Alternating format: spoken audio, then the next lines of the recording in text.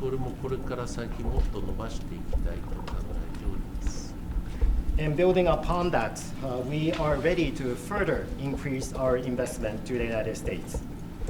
またこれはまだ発表いたしておりませんが、日本の自動車メーカーいすゞという会社がありますが、それが近々合衆国に工場建設をし、多くの雇用を作るということを決定をいたしました。And also, there is another good news that I would like to deliver to you.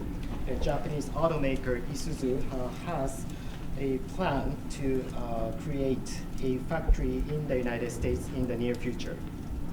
あるいは先ほど申し上げましたが、トヨタ自動車は合衆国の工場を拡張する、あるいは新設をするという計画を持って近々実行いたします。工場はこの4月から本格的に稼働いたします。And as I touched upon the example of Toyota, they also have another plan to expand their factories as well as start to operate new factories in the near future. And as far as I understand, there is one factory to be fully operational starting the month of April this year.